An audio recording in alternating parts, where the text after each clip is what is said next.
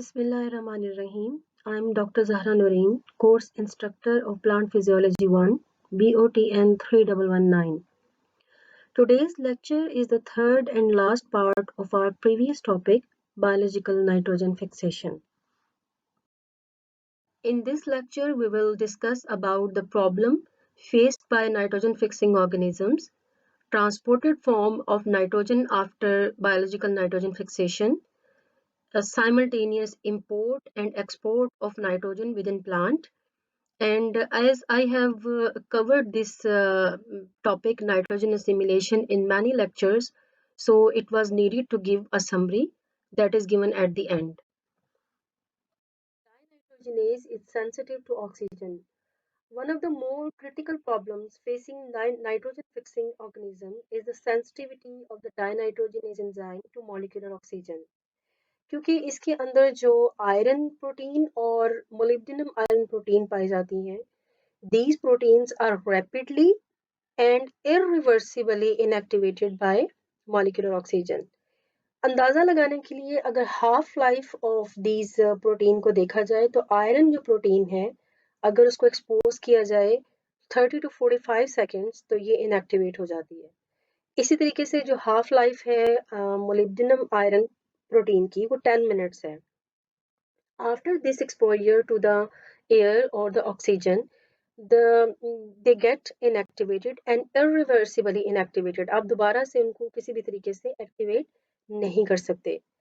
This extreme sensitivity of dinitrogenase to oxygen raises a problem for nitrogen fixing organisms. क्योंकि आप जानते हैं कि respiration तो ज़रूरी है क्योंकि उनको एक large amount of ATP is required for the reduction of dinitrogen to ammonia. और दूसरी तरफ रेस्पिरेशन करने के लिए ऑक्सीजन भी नहीं चाहिए, ऑक्सीजन भी नहीं होनी चाहिए. और ऐसा कैसे पॉसिबल होगा? एक तरफ एक लार्ज अमाउंट एटीपी रिक्वायर्ड है जो कि सिर्फ उसी सूरत में प्रोड्यूस हो सकते हैं जब वो ऑक्सीजन की प्रेजेंस में रेस्पायर करें, क्योंकि एनारोबिक रेस्पिरेशन तो इतनी ज़्यादा अमाउंट में एटीपी प्रोड्यूस नहीं कर सकते. और एरोबिक अगर कंडीशन को वो लेके जाते हैं और उसको अगर वो फॉलो करते हैं तो दूसरा जो है मसला जो है वो पोज होता है, दैट इज कि जो उनका एंजाइम है that is required for the dinitrogen fixation वो सेंसिटिव हो जाता है. तो किस तरीके से जो आप कहने के माइक्रो ऑर्गेनिजम्स हैं वो इस प्रॉब्लम को रिजॉल्व करते हैं. सो several strategies have developed to resolve this conflict, means to regulate the oxygen level. First जो स्ट्रेटजी फ्री लिविंग ऑर्गेनिज्म या माइक्रो ऑर्गेनिजम्स अडॉप्ट करते हैं वो ये कि जो उनका रेस्पिरेशन का स्टाइल है दैट इज एनारोबिक. और अगर वो फैकल्टेटिव भी हो जाए, फ्री लिविंग ना भी हो, फैकल्टेटिव कंडीशन में भी चले जाएं तो वो नाइट्रोजन को सिर्फ एनारोबिक कंडीशन में ही फिक्स कर सकते हैं. यही रीज़न है कि मैंने आपको पहले भी बताया था कि ऑल्दो कि ये सिम्बायोटिक रिलेशनशिप में तो डाइनाइट्रोजन फिक्स हो ही रही है और बहुत एफिशिएंटली होती है, और सबसे ज़्यादा ये कहा जाता है कि ये सिम्बायोटिक रिलेशनशिप के ज़रिए ही डाइनाइट्रोजन जो है सबसे ज़्यादा फिक्स होती है. लेकिन ऐसा नहीं है कि जो फ्री माइक्रो ऑर्गेनिजम्स हैं जो किसी एसोसिएशन में नहीं है विद द प्लांट और विद द ऑर्गेनिजम्स, तो वो नाइट्रोजन को फिक्स नहीं कर सकते. लेकिन क्योंकि एनारोबिक कंडीशन की भी साथ में डिमांड है और एनारोबिक कंडीशन में एटीपी ज़्यादा प्रोड्यूस नहीं हो सकते, तो जो अमाउंट है डाइनाइट्रोजन को फिक्स करने की उसका रेट जो है वो बहुत ही कम है. या आप यूँ कह लें कि जो टोटल डाइनाइट्रोजन फिक्स्ड होती है by the free organism, free living organism, microorganism, वो बहुत ही कम है as compare to the symbiotic relationship. Second जो सर्टेन स्पीशीज हैं नाइट्रोजन फिक्सिंग साइनोबैक्टीरिया की, उनमें एक और खूबी पाई जाती है कि उनके स्ट्रक्चर के अंदर आइसोलेटेड नाइट्रोजन फिक्सिंग अपरेटस मौजूद होता है जिसको आप हेट्रोसिस्ट के नाम से जानते हैं. What are heterocyst? Heterocyst cyanobacteria के अंदर स्पेशलाइज्ड सेल्स हैं जो कि नाइट्रोजन फिक्सिंग के लिए इस्तेमाल होते हैं. These are multi-layered cell walled cells जिनके अंदर जो डिफ्यूजन है ऑक्सीजन की वो रिस्ट्रिक्ट हो जाती है क्योंकि इसकी वॉल्स काफ़ी ज़्यादा होती हैं, मल्टी लेयर्ड होती हैं. That is why oxygen easily इनके अंदर डिफ्यूज नहीं हो सकती. सेकंड जो स्ट्रेटजी ये अडॉप्ट करते हैं कि इनके अंदर जो रेस्पिरेशन का रेट है दैट इज़ वेरी हाई. उससे 2 फ़ायदे होते हैं। एक तो ये कि जो भी ऑक्सीजन इसके अंदर अवेलेबल होगी इंट्रासेल्युलर ऑक्सीजन, वो जल्दी-जल्दी यूटिलाइज़ हो जाएगी फॉर द रेस्पिरेशन प्रोसेस और उसके बदले में बहुत सारी एनर्जी जो है वो प्रोड्यूस होगी। सेकेंडली क्योंकि रेस्पिरेशन तेज़ी से हो रही है और ऑक्सीजन जो है वो इसमें इस्तेमाल हो रही है तेज़ी से, तो जो इंट्रासेल्युलर लेवल है ऑक्सीजन के, वो लो रहेंगे। दैट इज़ व्हाई ये 2 तरीके से काम करता है। एक तो ये कि हाई रेट ऑफ रेस्पिरेशन के ज़रिए प्रोडक्शन जो है एटीपी की उसको इंक्रीज़ कर देता है और उसके साथ-साथ जो है level of the oxygen in the heterosis जो है उसको लो मेंटेन करता है, जिसकी वजह से डाइनाइट्रोजनेज जो एंजाइम है साइटोप्लाज्म में जो कि सेंसिटिव है ऑक्सीजन से, वो इनएक्टिवेट नहीं हो पाता और वो अपना काम भी एफिशिएंटली कर सकता है। फर्दरमोर अगर आप देखें तो हेटेरोसिस्ट जैसा कि हम जानते हैं कि these are the cells of cyanobacteria और साइनोबैक्टीरिया जो है वो फोटोसिंथेटिक इन नेचर होते हैं। लेकिन अगर इनकी फोटोसिंथेटिक मशीनरी को देखें तो इनके अंदर फोटोसिस्टम 2 नहीं पाया जाता, जो कि एक्चुअली रिस्पॉन्सिबल है for the evolution of oxygen. But इनके अंदर जो है वो और जो रुबिस्को है वो भी नहीं पाई जाती, जो मेन रुबिस्को की जो फॉर्म है जो कि हायर प्लांट से पाई जाती है वो भी नहीं होती। So therefore they cannot fix carbon dioxide, and however heterocysts have retained the photosystem 1 and thus have retained the capacity to synthesize ATP through cyclic phosphorylation. Here is hydrocyst in filament of nitrogen fixing cyanobacterium anabaena is given. You can see the thick walled heterocyst interspaced among the vegetative cells. बाकी जो cells हैं those are vegetative in nature और इनके इनके अंदर respiration और बाकी सारे processes जो normal हैं, लेकिन ये जो heterocyst है इसके अंदर ना सिर्फ respiration का rate high है बल्कि diffusion of oxygen जो है वो भी low है और इसके साथ-साथ जो आप कह लें कि इंट्रासेल्युलर एनवायरनमेंट है वो एनारोबिक कंडीशंस में मेंटेन्ड है, यानी कि लो ऑक्सीजन जो है यहाँ पे मेंटेन्ड है ताकि डाइनाइट्रोजनेज एंजाइम जो है वो एफिशिएंटली अपना काम कर सके। थर्ड स्ट्रेटजी जो है जो माइक्रो ऑर्गेनिजम्स अडॉप्ट करते हैं in the nodule in the legume nodule, वो ये है कि ऑक्सीजन सप्लाई जो है उसको रेगुलेट किया जाता है to a large extent by an oxygen binding protein जिसको लेग हीमोग्लोबिन कहा जाता है। हीमोग्लोबिन को अगर आप देखें तो ये आप जानते ही हैं कि ये एक ऐसी प्रोटीन है जो कि ऑक्सीजन को अपने साथ बाइंड करवाती है और एज अ कैरियर के तौर पे इस्तेमाल होती है in our body. Like haemoglobin को अगर आप देखें तो this is synthesised by the host plant, यानी कि प्लांट के जो सेल्स हैं वो इनको बनाते हैं and is located within the bacteroid infected host cell. और इसके अंदर अगर आप देखें तो as much as 30% of the host cell protein जो है वो लेग हीमोग्लोबिन की बनी हुई होती है। और यही रीजन है कि जब आप किसी नोड्यूल को देखते हैं होस्ट सेल की रूट में, यानी कि एक ऐसा प्लांट जिसकी रूट में सिम्बायोटिक रिलेशनशिप मौजूद है, नोड्यूल फॉर्मेशन है, तो नोड्यूल को अगर आप देखें तो उनका डिस्टिंक्टिव पिंक कलर जो नजर आता है, this is because of this protein that is abundant in these cells. और इसके अलावा लेग हीमोग्लोबिन जो है is similar in structure to the haemoglobin of our body और इसका काम भी सिमिलर है that it apparently binds the oxygen and control the release of oxygen in the region of the bacteroid. The equilibrium concentration of oxygen in the bacteroid zone is thus kept at the level of about 10 nanomolar. और 10 nanomolar जो level है oxygen का, this is sufficient to support the bacteroid respiration and also for the production of ATP and reducing potential, while at the same time preventing the excess oxygen from the inactivating dinitrogenase enzyme. Oxygen level को carefully जो है वो balance करना होता है because to अगर लो हो जाएगी ऑक्सीजन की concentration, so this also limit the dinitrogenase activity in the nodule and this could be a result of the limiting ATP availability. Dinitrogen results another problem which is the production of hydrogen gas. एक final problem जो कि nitrogen fixing organisms को face करना पड़ता है that is the evolution of hydrogen. Although इसका mechanism बहुत ज़्यादा क्लियर नहीं है, लेकिन ये देखा गया है कि the production of hydrogen gas by dinitrogenase is inescapable byproduct of the nitrogen fixing reactions. As noted earlier in the equation कि at least one molecule जो है वो हाइड्रोजन का that is evolved for every molecule of nitrogen reduced. So this is actually the minimum value.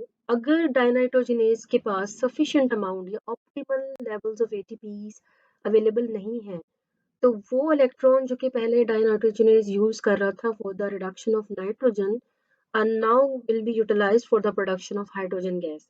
So, in the absence or low levels of ATP, जो डाइनाइट्रोजनेज enzyme है वो फिर ज़्यादा hydrogen gas जो है वो प्रोड्यूस करना शुरू कर देता है.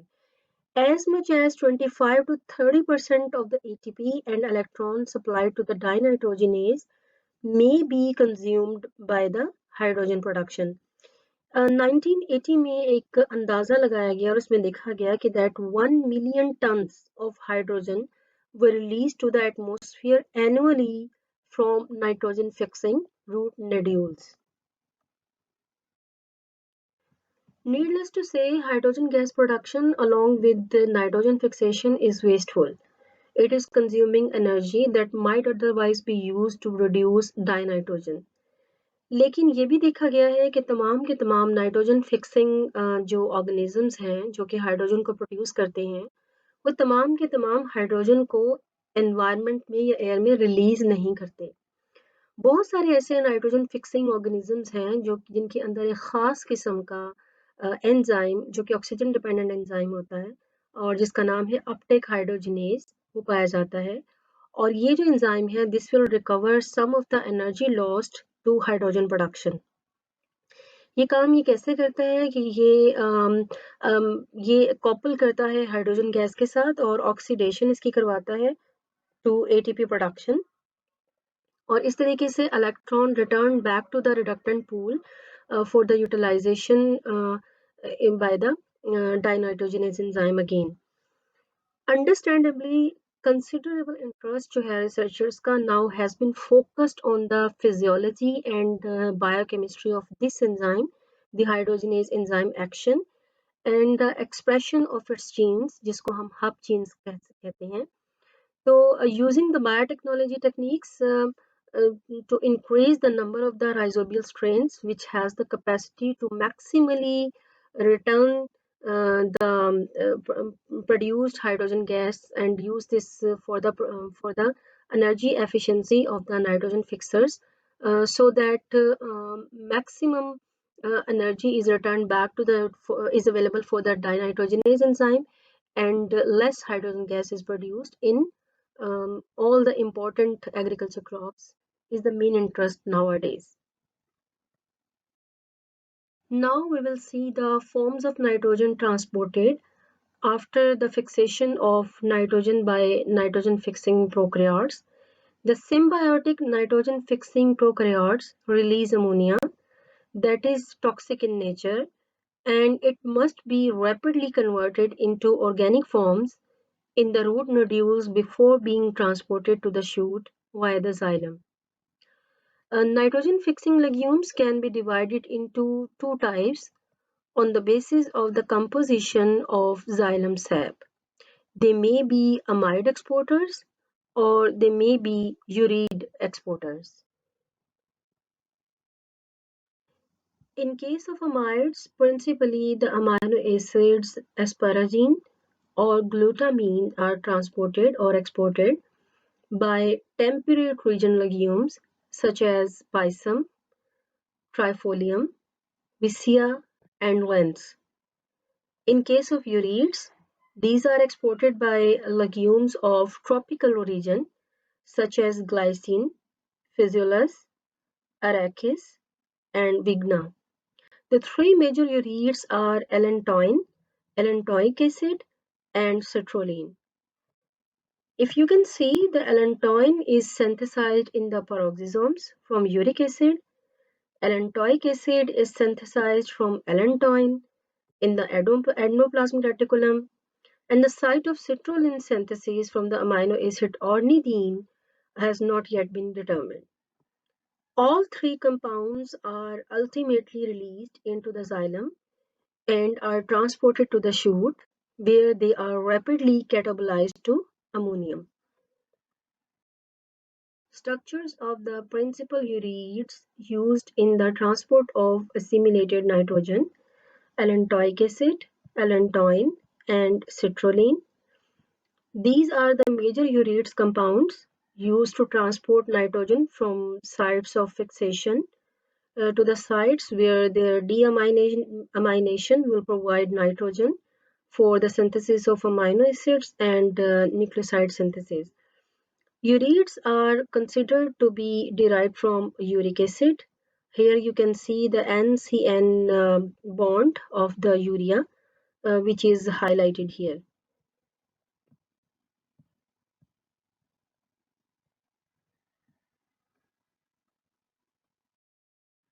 Nitrogen cycling, that is simultaneous import and export. Nitrogen uptake by most plants is highest during its early rapid growth phase and declines as reproductive growth begins and plant ages. अगर हम serial की example लें तो उसमें total जो nitrogen की requirement है उसका 90% nitrogen is required before the onset of its reproductive stage. Most of the nitrogen जो वो acquired करता है that is directed toward young expanding leaves which reach their maximum nitrogen content before prior to the full expansion. जब leaf full expand कर जाते हैं उसके बाद वो नाइट्रोजन को लेने के बजाय एक्सपोर्ट करना शुरू कर देते हैं to the other parts of the plant. Several studies हमें ये बताती हैं कि मेच्योर लीव्स जो हैं ना सिर्फ ये कि वो मेच्योरिटी के बाद नाइट्रोजन को एक्सपोर्ट करते हैं बल्कि अपनी इंपोर्ट जो नाइट्रोजन है उसको भी कंटिन्यू रखते हैं. हाउएवर जो नेट बैलेंस है नाइट्रोजन का वो इस तरह होता है कि टोटल नाइट्रोजन कंटेंट जो है लीफ में वो डिक्लाइन रहता है, यानी कि उसकी इंपोर्ट इतनी ज़्यादा नहीं होती जितनी कि उसकी एक्सपोर्ट होती है. And this simultaneous import and export of the nitrogen is known as nitrogen cycling. Now the export of nitrogen from leaves become significantly, particularly significant or significantly high when plants develops their seed. जब seed develop हो रहे होते हैं तो nitrogen की requirement seed को इतनी ज़्यादा होती है कि जो डायरेक्ट नाइट्रोजन सॉइल से अपटेक होती है और जो नाइट्रोजन नोड्यूल के ज़रिए फिक्स हो रही होती है ये दोनों मिल के भी सीड की नाइट्रोजन रिक्वायरमेंट को पूरा नहीं कर पाती. दैट इज़ वाई जो वेजिटेटिव पार्ट्स हैं प्लांट के उनको फिर नाइट्रोजन को एक्सपोर्ट करना पड़ता है, जिनमें से जो मेजर इम्प्लीकेशंस हैं वो आती हैं लीव्स के ऊपर. लीव्स जो हैं इनके अंदर अगर हम देखें तो सबसे ज़्यादा जो प्रोटीन पाई जाती है that is abundantly present in the leaves is rubisco enzyme. Rubisco का काम हम जानते ही हैं कि लीव्स में फोटोसिंथेसिस करवाना है और कार्बन डाइऑक्साइड को फिक्स करवाना है. रोबिस्को जो है about 40 to 80% of the total protein जो है लीव्स की अगर हम सीरियल्स या बीन्स में देखें तो उसको कंप्राइज करती है. इसका मतलब ये है कि एक आइडिया ये हो सकता है कि जब भी हम ये ख्याल करते हैं कि लीव्स जो हैं वो नाइट्रोजन को एक्सपोर्ट कर रहे हैं तो बेसिकली उनके उनके पास सबसे ज़्यादा जो चीज़ है वो एंजाइम रोबिस्को है, that is a protein and having nitrogen in its structure. So if the nitrogen is needed to be exported to the other areas, तो रुबिस्को जो है वो डिग्रेड होना शुरू हो जाती है और इससे जो नाइट्रोजन रिलीज होगी that will be provided to the other areas of the plant, that is for example in case of developing seeds. हाँ अलबत्ता ये भी है कि that with the loss of rubisco there is a concomitant decline in the photosynthetic carbon fixation. जाहिर है ऐसा तो नहीं हो सकता कि एक तरफ rubisco डिग्रेड होके नाइट्रोजन को सप्लाई कर रही है टू द सीड्स और दूसरी तरफ वो अपनी फोटोसिंथेटिक एक्टिविटी को भी उसी स्पेस और रेट के साथ जारी रख सके, तो डेफिनेटली फोटोसिंथेसिस में के रेट में कमी वाक़या होगी अगर वो डिग्रेड होकर नाइट्रोजन की सप्लाई को सीड्स को सप्लाई करेगा nitrogen. In the case of soybean and other symbiotic legumes, This means less energy available to the nodules to support nitrogen fixation, क्योंकि Rubisco is not doing its best because of its degradation. So this competition between nitrogen and carbon supply may be a major factor limiting seed development in the legumes. In the case of cereals or plants growing in the nitrogen poor soils, mobilization of accumulated nitrogen from the leaves represents the principal source of nitrogen for developing fruits and seeds. Perennial plants में अगर हम देखें तो nitrogen from the senescing leaves is mobilized and translocated to the roots for storage over the winter. And in this way, the nitrogen is conserved and made available to support the first flush of renewed growth the following spring.